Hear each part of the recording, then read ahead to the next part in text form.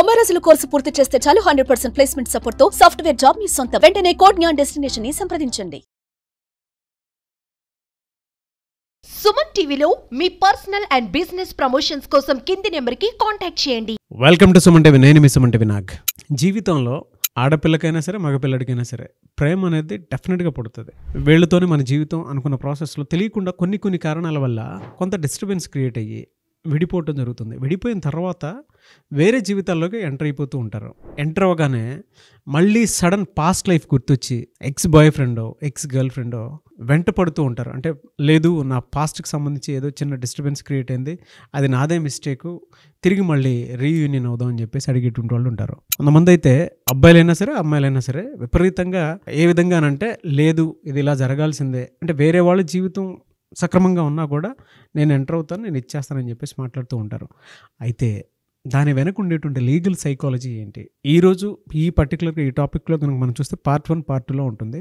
First ఎక్కువగా face చేసేటువంటిది ప్రస్తుతం జనరేషన్లో కనుక మనం చూస్తే, కొంతమంది ఆడపిల్ల నా బాయ్ ఫ్రెండ్ నాకే కావాలి, అంటే వేరే వాళ్ళని పెళ్లి చేసుకున్నా పర్లేదు బట్ ఆ రిలేషన్ మాత్రం నాకు కావాలని చెప్పేసి అనుకుంటూ ఉండేటువంటి వాళ్ళు ఉంటారు. సో అటువంటి వాళ్ళ గురించి మాట్లాడుకుందాం. ఏ సైకాలజీ వాళ్ళ వెనక ప్లే చేయటం వల్ల వాళ్ళు అంతలా బిహేవ్ చేస్తారు అనేది. Hello sir. హాయ్ అండి Nagaraj garu. As a high court advocate Ravindranath garu, మీరు చాలా చూసుంటారు కేసెస్. అయితే కొన్ని కేసెస్లో పర్టికులర్గా ఆడపిల్లలే నా ఎక్స్ బాయ్ ఫ్రెండ్ అయితే నాకు కావాలి, నాకు ఏదన్నా కానివ్వండి అని చెప్పేసి గోల్ చేసిస్తూ ఉంటారు. ఈ టాపిక్ మనం మాట్లాడుకునేటప్పుడు చాలామంది రిలేట్ చేసుకుంటుంటారు, అరే ఇది నాకు సంబంధించిన టాపిక్లా ఉంది అని. ఎందుకు అని అంటే వాళ్ళకి రైట్ సొల్యూషన్స్ కోసం చెప్పేసి ఎదురు చూస్తూ ఉంటారు, వెతుకుతూ ఉంటారు. అట్ ద సేమ్ టైం ఈ టాపిక్కి సంబంధించి ఎలా అనంటే భరించలేకుండా అరే ఏదైనా చేసుకుందాము అనుకునే పరిస్థితి దాకా వెళ్ళిపోయినటువంటి వాళ్ళు కూడా ఉంటారు. అంటే సూసైడ్ అటెంప్ట్ చేసుకున్నటువంటి వాళ్ళు ఉంటారు, కుటుంబాలు నాశనం చేసుకున్నటువంటి వాళ్ళు ఉంటారు, అండ్ దాని తర్వాత భరించలేక ఏం చేయాలో తెలియక సరెండర్ అయినటువంటి వాళ్ళు కూడా ఉంటారు. ఎందుకు అలా జరుగుతుంది? నాగరాజ్ గారు, ఒక గంభీరమైన టాపిక్ మీరు తీసుకున్నది, సున్నితమైన టాపిక్ అని కూడా చెప్పుకోవచ్చు. ప్రేమించుకోవడం ముఖ్యంగా చెప్పాలంటే 18 ఏళ్ళ నుంచి 21 ఏళ్ళ మధ్యలో ఉన్నటువంటి కొంతమంది వ్యక్తులు స్టార్ట్ చేసుకుంటారు. బీటెక్ కంప్లీట్ చేసుకున్నాం, లేకపోతే ఆ టైప్ ఆఫ్ కోర్సెస్ కంప్లీట్ చేసుకునే టైంలో ఫస్ట్ పరిచయంగా మొదలయ్యి అది ప్రేమగా మారుతుంది. ఇది ఒక హార్మోన్. యాక్చువల్గా చెప్పాలంటే ఒక ఆక్సిటోన్ ఒక హార్మోన్, దీనికి లవ్ హార్మోన్ అని కూడా అంటారు యాక్చువల్గా సైంటిఫిక్గా చెప్పాలంటే. ఇది అక్కడ మొదలవుతుంది, ఇద్దరిలో కూడా ఒక ప్రేమ చిగురుస్తుంది. ఎందుకంటే ప్రేమ మాట్లాడుకోకుండా విడిపోవడం గురించి మాట్లాడుకోలేం కాబట్టి ముందు ప్రేమ గురించి కొంత మాట్లాడే ప్రయత్నించేద్దాం. సో ప్రేమ అన్నది ఒక ఆక్సిటోన్ అంటే ఒక లవ్ హార్మోన్ అంటారు సైంటిఫిక్గా చెప్పాలంటే. ఆ హార్మోన్ చిగురించడం వల్ల ఒకరిని విరిచి ఒకరు ఉండలేని పరిస్థితులకు వస్తారు. స్టార్టింగ్లో ఒకరి యొక్క స్పర్శ, ఒకరి యొక్క మాట, ఒకరి యొక్క చూపు, ఒకరి యొక్క అభిరుచులు, ఒకరి యొక్క ఇష్టాలు తను ఎంతగో ఇష్టపడతారు ఒకరిని ఒకరు. నేను కొంత పొయిటిక్గా చెప్పే ప్రయత్నం చేస్తాను నాగరాజ్ గారు. సృష్టికి మూలం ప్రేమ, సృష్టికి జ్ఞానం ప్రేమ, జ్ఞాన భాషణం ప్రేమ, మౌన సంగమం ప్రేమ అన్నటువంటి ఎవరో మహాకవి చెప్పినట్టుగా అంత అద్భుతంగా ఉంటుంది. ఒకరిని ఒకరు విడదీయలేనటువంటి ఒక తాదాత్మ్యంలో ఉంటారు. కొన్నాళ్ళు ట్రావెల్ చేస్తారు, రెస్టారెంట్లు తిరుగుతారు, సినిమాలకు వెళ్తారు, షాపింగ్ మాల్స్కి వెళ్తారు, ఒకరిని విడిచి వరకు ఉండలేరు. మార్నింగ్ లేవంగానే గుడ్ మార్నింగ్ మెసేజ్తో స్టార్ట్ అవుతుంది.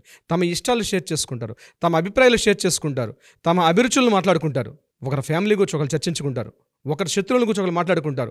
అపురూపంగా కనిపిస్తున్నట్టు ఒకరిని విరిచి ఒకరు ఉండలేనటువంటి ఒక గాఢమైనటువంటి ఒక అద్భుతమైన అనుభూతిలో ఉంటారు వాళ్ళు. మేవే ఈ ప్రపంచంలో అల్టిమేట్, మమ్మల్ని మించి ఎవరు లేరు అన్నటువంటి ఒక ప్రపంచంలో ఉంటారు. టీనేజ్ ముఖ్యంగా దీనికి దోహదపడి అడాల్సన్స్ ఏజ్కి వచ్చేసరికల్లా ఇది స్టార్ట్ అవుతుంటుంది. ముఖ్యంగా ఇక్కడ అలా ఉన్నప్పుడు ఎక్కడో ఒక ట్రావెల్స్ ఒక డిస్టర్బెన్స్ స్టార్ట్ అవుతుంది. అంటే ఏంటి, ముఖ్యంగా అమ్మాయిల విషయంలో మనం మాట్లాడుకుంటున్నాం. ఈ టాపిక్ మీరు తీసుకోవడం కూడా అమ్మాయి మైండ్ సెట్లో మాట్లాడుతున్నాం. ఈ అబ్బాయి ఎవరితో థర్డ్ పర్సన్తో మాట్లాడినా, తన ఫ్రెండ్తో మాట్లాడిన అమ్మాయి వాళ్ళ ఫ్రెండ్ తోటి తను ప్రేమిస్తున్నటువంటి అబ్బాయి మాట్లాడినా తట్టుకోలేనటువంటి ఒక స్థితిలోకి వెళ్ళిపోతుంది ఈ అమ్మాయి మొదటగా. తర్వాత ఇంట్లో ఫ్యామిలీ మెంబర్స్తో మాట్లాడేటప్పుడు కూడా ఎందుకు ఇట్లా మాట్లాడుతుంది, ప్రతి విషయం తను చెప్పాలి, తనతో చెప్పి మాట్లాడాలన్న స్థితికి ముందు కంట్రోల్లోకి వెళ్తారు. ఇలా ఏదో జరుగుతుంది. ఇక్కడ ఎక్కడో కొంత బెడిసి కొట్టే ప్రయత్నం అవుతుందండి. ఇద్దరి మధ్య ప్రేమ అనేది అక్కడ కాస్త బ్రేక్ అనేది స్టార్ట్ అవుతుంది. దానికి చాలా కారణాలు ఉంటాయి, ఎన్నెన్నో కారణాలు ఉంటాయి. దానికి అనేక పరిస్థితులు కూడా దారితీసే పరిస్థితి ఉంటుంది. సిచ్యువేషన్స్, తన క్లోజ్మేట్స్, ఫ్రెండ్స్, ఏవో కారణాలు దారితీస్తాయి.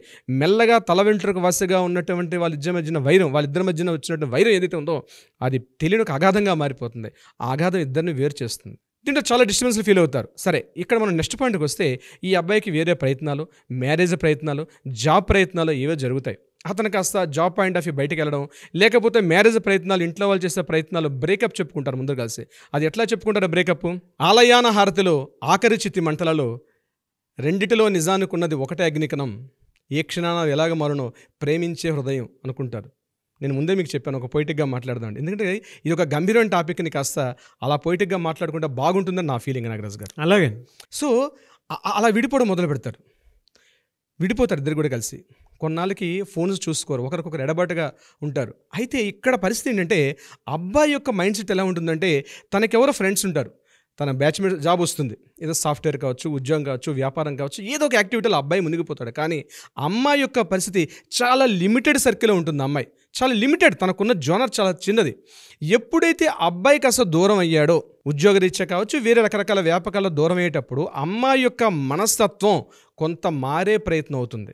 ఈ అబ్బాయి ఏం చేస్తాడు, ఎలాగో బ్రేకప్ చెప్పుకున్నాం కదా అనే ఉద్దేశంతో నేను ఈ టాపిక్లో అమ్మాయి గురించి మాట్లాడుతున్నాను నాగరాజు గారు, ఆ లైన్ మనం మిస్ అవ్వద్దు. సో అబ్బాయి ఏం చేస్తాడంటే వేరే ప్రయత్నం చేసుకొని వేరే మ్యారేజ్ చేసుకునే ప్రయత్నంకి వెళ్తారు, ఎంగేజ్మెంట్ అయిపోతుంది. ఇలాంటి కేసు మనం రీసెంట్గా 1 వీక్ బ్యాక్ మనకు ఒక కేసు వచ్చింది, మనం మాట్లాడడం కూడా జరిగింది, మనం కౌన్సిలింగ్ కూడా చేసాం ఆఫీస్లో.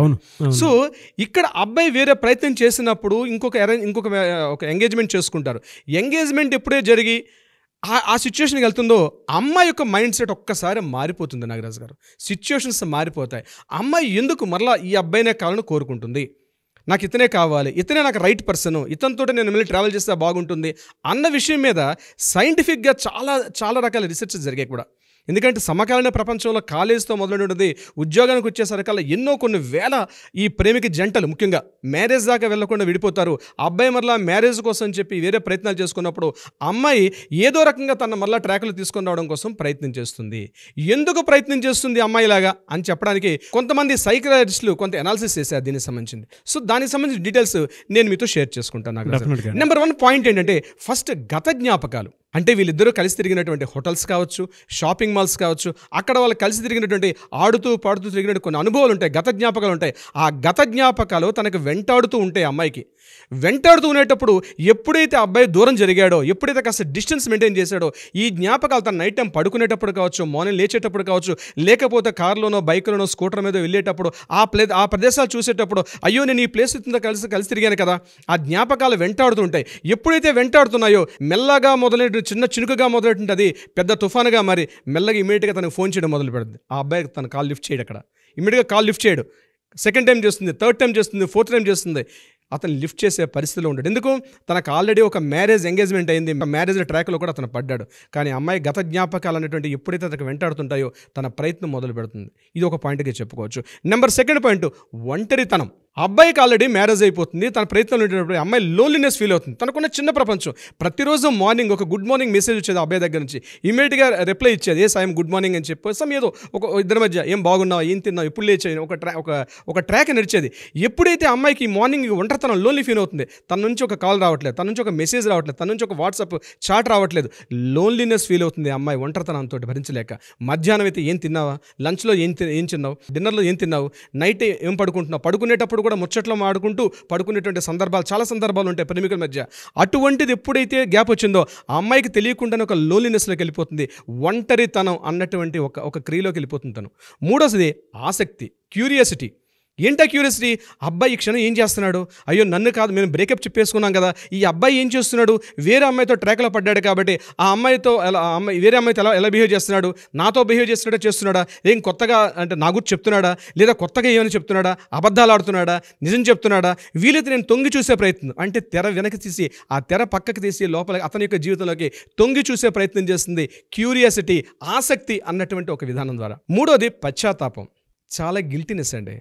అయ్యో అనవసరంగా ఇతను మిస్ అయ్యానేమో, అరే ఆ రోజు అలా నేను బిహేవ్ చేయకుండా ఉండాల్సిందే కదా, ఆ రోజు షాపింగ్ మాల్ అతను నన్ను ఏదో కాఫీ ఇచ్చేటప్పుడు ఏదో ఇలా అనకుండా ఉండాల్సిందే కదా, తప్పు చేసి మాట్లాడానేమో, అనవసరంగా ఎవరో సంఘటన చాలా పెద్ద చేశాను, ఆ టాపిక్ అక్కడే కట్ చేసేస్తుంటే బాగుంటుంది, జస్ట్ ఆ చిలికి గాలి అనగా పెద్దదయ్యి మా మధ్య కొంత గ్యాప్ వచ్చేసింది, ఆ రోజు అలా మాట్లాడకుండా ఉండాల్సిందే కదా అని తనలో తనే తెలియకుండా ఒక పశ్చాత్తాప భావనలో కూడా వెళ్ళిపోతుంది. ఇంకొకటి పోలిక, కంపారిజన్. అబ్బాయికి ఒక ఎంగేజ్మెంట్ చేసుకుని మ్యారేజ్ ట్రాక్లోకి వెళ్ళిపోతున్నాడు అబ్బాయి, ఈ అమ్మాయికి వేరే బాయ్ ఫ్రెండ్ కలిసి ఉండొచ్చు అటువంటి సందర్భాల్లో పోలిక, అరే ఆ సందర్భంలో తను అలా బిహేవ్ చేశాడు కదా, మనం షాపింగ్ మాల్కి వెళ్ళాం, రెస్టారెంట్కి వెళ్ళాం, సినిమా థియేటర్కి వెళ్ళాం, ఏదో సమ్ కాలేజ్కి వెళ్ళాం, ఎగ్జామ్స్లో నాకు ఇలా సపోర్ట్ చేసేవాడు కదా, ఈ అబ్బాయి ఇట్లా చేయట్లేదే, ఈ అబ్బాయి ఇట్లా బిహేవ్ చేయట్లేదే, ఈ అబ్బాయి షాపింగ్ మాల్లో నాతో ఇలా బిహేవ్ చేయట్లేదే, నా చేతిలో చేసుకుంటూ తిరిగేవాడే, నాతో రొమాంటిక్గా మాట్లాడేవాడే, నాతో కామిక్గా మాట్లాడేవాడే, నాలో తప్పుల్ని అన్ని ఎత్తి చూపించకుండా నాలో ఉన్నటువంటి గుడ్ క్వాలిటీస్ చెప్పేవాడే, నువ్వు చాలా బాగున్నావు, నీ ముక్కు బాగుంది, నీ కళ్ళు బాగున్నాయి, నువ్వు స్మైలీగా ఉంది, నీ ఫేస్ చాలా అందంగా ఉంది, ఇట్లాంటి రిటర్న్స్ చెప్పేవాడే, ఇతను చెప్పట్లేదే, అతనే బాగా చెప్పేవాడు కదా అన్నటువంటి ఒక కంపారిజన్ ఒక సర్కిల్లోకి వెళ్తారు. ఇది కూడా ఒక కారణం అవుతుంది. ఫ్రెండ్షిప్, ఇది it's very very important point అండి. ఫ్రెండ్షిప్ ఎప్పుడైతే టీనేజ్ దాటి అడల్సెన్స్లోకి వెళ్తారో ఫ్రెండ్షిప్ని చూసుకుంటారు. ఇంట్లో పేరెంట్స్ తర్వాత నెక్స్ట్ థర్డ్ పర్సన్, ఇంట్లో ఉన్నటువంటి ఆ అన్నయ్య, ఇంట్లో ఉన్నటువంటి చెల్లి, ఇంట్లో ఉన్నటువంటి ఒక బాబాయ్, పెద్దమ్మ, వీళ్ళ తర్వాత థర్డ్ పర్సన్ తన ఫ్యామిలీకి సంబంధం లేనటువంటి ఒక వ్యక్తితో ఫ్రెండ్షిప్ అయితే ఎప్పుడైతే చేసుకుంటారో ఆ ఫ్రెండ్షిప్ అనేది తను కోల్పోతుంది. ఇక్కడ అరే నాకు ఏదైనా చెప్పుకోవాలనుకుంటే నేను నా ఫ్యామిలీ మెంబర్స్తో నేను చెప్పుకోలేను, నా ఫ్రెండ్గా ఉంటే చెప్పుకునేవాడు కదా, అతను నేను ఏం చెప్పినా, నేను ఏ సుత్తి చెప్పినా వినేవాడే అన్నటువంటి ఒక ఫీలింగ్ అన్నది, ఆ స్నేహం అన్నట్టు ఆ స్నేహపూర్వక భావన, ఒక ఫీలింగ్ తను కోల్పోతుంది. ఇది అంటే చెప్పుకుంటూ వెళ్తే నాగరాజు గారు ఇది ఒక పెద్ద లిస్ట్ ఉంటుందండి, రకరకాల కారణాలు ఉంటాయి. ఎమోషనల్ హెల్ప్ ఒక పాయింట్గా చెప్పుకుంటాం నాగరాజు గారు. ఈ ఎమోషనల్ హెల్ప్ అంటే ఏంటి, తనకున్నటువంటి భావోద్వేగ సహాయం అని చెప్తాం మనం. అంటే ఏంటి, తనకి ఏదో ఒక ఫీలింగ్, హ్యాపీ మూడ్ కావచ్చు, పెయిన్ మూమెంట్ కావచ్చు, ఎటువంటి మూమెంట్లో కూడా తను ఫోన్ చేసి తనతో మాట్లాడుకుంటుంది. ప్రీవియస్ ఒక కొద్ది రోజుల క్రితం తనకు ఒంట్లో ఫీవర్ వచ్చింది, ఇమ్మీడియట్గా ఫోన్ చేసి ఏమైంది, ఒంట్లో బాగాలేదా, ట్యాబ్లెట్ వేసుకున్నావా, నడువు నొప్ప, ఎక్కడ నీకు పెయిన్, పద హాస్పిటల్ తీసుకెళ్తాను పద, ఒక ఆప్యాయత, ఒక పలకరింపు అది ఉండేది. తనకి ఈరోజు తనకి ఏదో ఫీలింగ్, తన పేరెంట్స్ వల్ల లేకపోతే తన రిలేషన్స్ వల్ల ఏదో ఒక బాధ కలిగినప్పుడు ఆ బాధని ఎవరితో షేర్ చేసుకోవాలి, తనకు ఒక ఎమోషన్ వచ్చింది, ఆ ఎమోషన్ ఎవరితో ట్రాన్స్ఫర్ చేయాలి, ఆ ఎమోషన్ ట్రాన్స్ఫర్ జరగాలి. ఆ ఎమోషన్ ట్రాన్స్ఫర్ చేయడానికి సరైన పర్సన్, మొన్నటి వరకు నాతో పాటు ట్రావెల్ చేసినటువంటి ఒక పర్సన్ ఉన్నాడే, ఈరోజు ఆ పర్సన్ నాతో లేకపోవడం వల్ల అది ఎవరిని ఎవరిది ట్రాన్స్ఫర్ చేయాలో తెలియనట్టు ఒక లోన్లీనెస్, అంటే ఆ భావోద్వేగ సహాయం అంటాం ఇప్పుడు మనం చెప్పినటువంటి ఆ యొక్క హెల్ప్ లేకపోవడం కూడా ఇమీడియట్గా తనతో ఫ్రెండ్షిప్ చేయాలని అన్నటువంటి ఆలోచించే అవకాశం ఉంటుంది. ఇంకో పాయింట్ ఏంటంటే, వీటన్నిటికి మించి ఫైనల్గా ఇంపార్టెంట్గా ఒక పాయింట్ చెప్తాను నాగరాజ్ గారు. ఆ పాయింట్ ఏంటంటే ఫినాన్షియల్ సపోర్ట్. ఫినాన్షియల్ సపోర్ట్ అంటే తను ఏదైనా చిన్న అవసరానికి తన ఇంట్లో ఉన్న పేరెంట్స్కి అడగలేని పక్షంలో కూడా ఆ అబ్బాయి ఎంతో కొంత సపోర్ట్ చేసేవాడు. ఆల్మోస్ట్ అన్నీ చెప్పాలంటే ఈ రిమోషన్స్ అన్నిటికీ కూడా ప్రధానంగా బేస్ పాయింట్ ఈ ఫినాన్షియల్ పాయింట్ అని చెప్పుకోవచ్చు. షాపింగ్కి వెళ్ళాలి అంటే కమా నేను వస్తాను పద, బైక్ తీసుకునేవాడు, షాప్కి తీసుకెళ్ళేవాడు. నేను ఎక్కడికైనా పలానా సినిమాకి వెళ్ళాలి, తీసుకెళ్ళేవాడు. నేను ఎక్కడికైనా మా రిలేషన్ దగ్గరికి వెళ్ళాలి, తీసుకెళ్ళాడు. మా ఫ్రెండ్కి బర్త్డే ఉంది, గిఫ్ట్ కొని పెట్టేవాడు. ఈ రకరకాల ఇట్స్ ఫైనాన్షియల్ మ్యాటర్స్లో అన్ని రకాలుగా ఫైనాన్షియల్గా సపోర్ట్ చేస్తూ ఉన్నటువంటి వ్యక్తి ఈరోజు తనకి ఏదో ఒకటి, ఈవెన్ దో మీరు చెప్తే నాగరాజ్ గారు ఫోన్ బ్యాలెన్స్ వేసుకోవాలంటే కూడా ఒకప్పుడు తను వేసుకునేది కాదు, చెప్తే జస్ట్ కాల్ చేస్తే ఇమ్మీడియట్గా ఫోన్ రీఛార్జ్ కూడా జరిగేది. అంతటి రిలేషన్షిప్ ఉండేది, బాండింగ్ ఉండేది ఇద్దరి మధ్య. అటువంటిది ఈవెన్ ఒక ఫోన్ రీఛార్జ్ చేసుకునేటప్పుడు కూడా తనకు గుర్తుకొచ్చాడు, అరే ఇది నాకు ఇంతకుముందు అతను పరిచయం ఇన్ని రోజుల పాటు ఏ రోజు కూడా నాకు నేనుగా వేసుకోలేదు కదా, ఆ అబ్బాయి నాకు హెల్ప్ చేసేవాడు కదా అన్న చిన్న పాయింట్. అక్కడితో మొదలైనటువంటి వీళ్ళ రిలేషను ఎప్పుడైతే కొంత బ్రేకప్ జరిగిందో, ఎప్పుడైతే బ్రేకప్ అయిపోయిందో, ఇద్దరి మధ్య ఒక గాఢం ఏర్పడిందో, ఆ అమ్మాయిలో ఉన్నటువంటి ఆలోచన విధానం మారుతుంది. నిన్ను వీడను నీడను నేనే, కలగా మెదిలే కథనే అన్నట్టుగా ఆ అబ్బాయికి తను ఒక నీడలా వెంటాడడం మొదలు పెడుతుంది. బ్లాక్మెయిలింగ్ చేస్తుంది, టార్చర్ చేస్తుంది. వీళ్ళిద్దరూ కలిసి ఉన్నటువంటి ఫోటోలు తన దగ్గర క్యాప్చర్ చేసి ఉంటాయి. ఆ అబ్బాయిని బెదిరిస్తుంది. మన ఇద్దరం ముందు ప్రేమగా మాట్లాడుతుంది, మళ్ళీ మనం కలిసి లవ్ చేసుకుందాం పదా, మనం ఏదైతే ప్రీవియస్ సర్కిల్లో ఉన్నా అలానే సర్కిల్ చేసుకుందాం పదా, మళ్ళీ నాతో ఉండు అంటుంది. లేదు నాకు మ్యారేజ్ అయింది, నేను ఆల్రెడీ ఒక ఎంగేజ్మెంట్ అయింది, నేను ఇంకొక అమ్మాయికి నా లైఫ్లో తీసుకొస్తున్నాను అని చెప్పినప్పుడు కూడా ఆ మాట వినకుండా నువ్వు ఆ అమ్మాయితో లవ్ చేసినా పర్వాలేదు, వేరే అమ్మాయిని ఎంగేజ్ చేసుకున్నా పర్వాలేదు, వేరే అమ్మాయిని పెళ్లి చేసుకున్నా పర్వాలేదు, నన్ను మాత్రం నీకు ఫ్రెండ్గా చూడు అని టార్చర్ చేయడం మొదలు పెడుతుంది. ఆ ఎమోషనల్ బ్లాక్మెయిలింగ్ తీసుకెళ్తుంది. బ్లాక్మెయిలింగ్ అది కూడా ఎమోషనల్ బ్లాక్మెయిలింగ్ తీసుకెళ్ళి ఫస్ట్ ఎమోషనల్ బ్లాక్మెయిలింగ్ దాటి తర్వాత బ్లాక్మెయిలింగ్ థియేటర్లోకి మారుతుంది. బ్లాక్మెయిలింగ్ ఏం చేస్తుంది, మన ఇద్దరం కలిసి చూసిన ఫొటోస్ ఉన్నాయి, ఆ ఫొటోస్ అమ్మాయికి పంపిస్తానంటుంది. మన ఇద్దరం కలిసి తిరిగినటువంటి కొన్ని స్పాట్స్లో ఉన్నాయి, నువ్వు నాతో రొమాంటిక్గా గడిపిన క్షణాలు ఉన్నాయి, ఆ రొమాంటిక్గా గడిపిన క్షణాలు కూడా మీ పేరెంట్స్కి పంపిస్తాను, లేకపోతే మీ ఇన్లాస్కి పంపిస్తాను అని చెప్పి బెదిరింపుకు దిగుతుంది ఆమె. ఈ సిచ్యువేషన్స్ ఎక్కడికో దారితీస్తుంది. ఈ అబ్బాయి మానసిక వ్యధ ఆగమ్య గోచరం నాగరాజు గారు. ఇటువంటి పరిస్థితుల్లో మళ్ళాంటి వాళ్ళ దగ్గరికి వస్తారు నాగరాజు గారు. లేదు సార్, అంటే జనరల్గా ఇటువంటి సిచ్యువేషన్స్ వచ్చినప్పుడు విపరీతంగా టార్చర్కి గురైపోతూ ఉంటాడు మగపిల్లాడు. దానికి రెమెడీ ఏంటి, అంటే ఎలా సొల్యూషన్ ఏంటి, ఎలా బయటపడాలి? కౌన్సిలింగ్ ఏమన్నా మీలాంటి వాళ్ళ దగ్గరకు వస్తే ఇస్తారా? అబ్సల్యూట్లీ నాగరాజు గారు. దీనికి సంబంధించి మన దగ్గరకు ఆల్మోస్ట్ చాలా కేసెస్ వస్తున్నాయి కూడా, ఆల్రెడీ వచ్చాయి కూడా. అయితే ఇక్కడ మనం ఏం చేస్తామంటే ఆ అబ్బాయిని పూర్తిగా సైంటిఫిక్ మెథడ్లో, లీగల్ సైంటిఫిక్ మెథడ్లో ఆ అబ్బాయిని మనం కాస్త మార్చే ప్రయత్నం చేస్తాం. ఏదైతే ఇటువంటి కాల్స్ వచ్చేటప్పుడు ముఖ్యంగా 2 రకాలుగా ఉంటుంది. ఆ అమ్మాయిని కూడా పిలిచి ప్రయత్నం చేస్తాం. ముఖ్యంగా లీగల్గా ఇటువంటి ఏమైనా సమస్యలు రాకుండా ఆ అమ్మాయి లైఫ్ ఆమె చూసుకోవాలి, ఆ అబ్బాయి లైఫ్ అబ్బాయి చూసుకోవాల్సి వస్తుంది బ్రేకప్ అయిన తర్వాత. ఇటువంటి సందర్భాల్లో లీగల్ హెల్ప్ అనేది చాలా అవసరం నాగరాజు గారు. ఇక్కడే తప్పులు చేసేస్తారు చాలామంది. భయపడిపోయి తమ ఏదో ఒక మానసిక స్థితిలోకి వెళ్ళిపోతారు. వాళ్ళు ఒక అగమ్య గోచరమైనటువంటి స్థితిలోకి వెళ్ళిపోతారు. వెళ్ళి తప్పులు చేసేస్తారు నాగరాజు గారు. ముఖ్యంగా ఎప్పుడైతే అమ్మాయి బెదిరిస్తుందో ఈ అబ్బాయికి తెలియదు. తను ఇమీడియట్గా తను ఏం చేయాలో అర్థం కాని పరిస్థితి. లైఫ్లో కొత్తగా వస్తున్న అమ్మాయిని యాక్సెప్ట్ చేయలేక, ఉన్నటువంటి అమ్మాయిని వదులుకోలేక, పేరెంట్స్కి చెప్పుకోలేక, ఫ్రెండ్స్కి చెప్పుకోలేక, ఎవరికి చెప్పుకోలేని ఒక అగమ్య స్థితిలో తను ఫైనల్ స్టేజ్ సూసైడ్ అటెంప్ట్స్ దాకా వెళ్ళినటువంటి చాలా కేసెస్ మనం చూడడం జరిగింది. వాళ్ళని మనం కొన్ని సందర్భాల్లో మన దాకా వచ్చిన వాటిని 99% మనం ఆపడం కూడా జరిగింది నాగరాజు గారు కొన్ని కేసెస్ విషయంలో.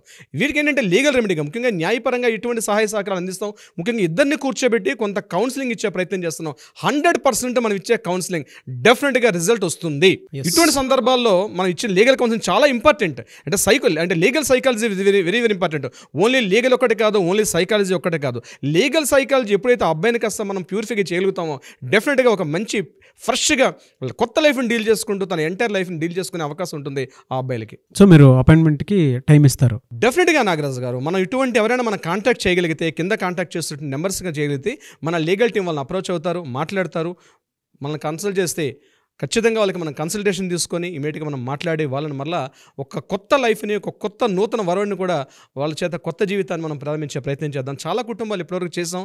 బహుశా మీరు అనుకోకుండా చేసిన టాపిక్ ఇది. డెఫినెట్గా చేద్దాం నాగరాజు గారు. డెఫినెట్గా అండి. దీనికి పార్ట్ 2 కూడా చేయాలని కోరుకుంటున్నాను. ఎందుకంటే అమ్మాయిలు కూడా కొంతమంది ఈ ట్రాప్లో పడిపోయి చాలా బాధపడుతున్నటువంటి వాళ్ళు ఉంటారు.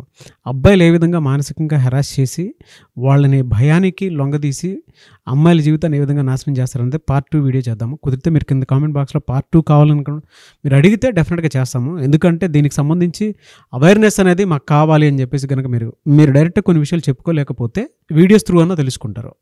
లేదు పర్సనల్గా మీరు సఫర్ అవుతున్నారు అనుకుంటే స్క్రీన్ మీద మీకు కాంటాక్ట్ నెంబర్ కనిపిస్తుంది రవీంద్రనాథ్ గారి. దాన్ని మీరు కాల్ ఆర్ మెసేజ్ వాట్సాప్ చేసినా సరే మీరు అపాయింట్మెంట్ బుక్ చేసుకోవచ్చు వెంటనే కూడా. ఏదైనా డౌట్స్ ఉన్నా కూడా కింద కామెంట్ బాక్స్లో పోస్ట్ చేయండి. పర్సనల్గా మీరు మీట్ అవ్వాలి అనుకుంటే రవీంద్రనాథ్ గారిని స్క్రీన్ మీద కనిపిస్తున్న నెంబర్కి కాల్ ఆర్ మెసేజ్ వాట్సాప్ చేసినా సరే, మీ పేరెంట్స్తో అయినా సరే మీరు కలవండి, పర్సనల్గా అయినా సరే కలవండి. మీకు ఏ చిన్న ఇష్యూ ఉన్నా సరే ఒక రైట్ కౌన్సిలింగ్ కోసం కనుక మీరు చూస్తున్నట్లయితే స్క్రీన్ మీద కనిపిస్తున్న నెంబర్ సంప్రదించవచ్చు. అండ్ ఈ వీడియో లైక్ చేయండి, షేర్ మాత్రం తప్పకుండా చేయండి. ఇలాంటి మరిన్ని వీడియోస్ కోసం మా ఛానల్ ఫాలో అవ్వండి. Thank you so much Ravindranath garu. Thank you so much Nagaraju గారు.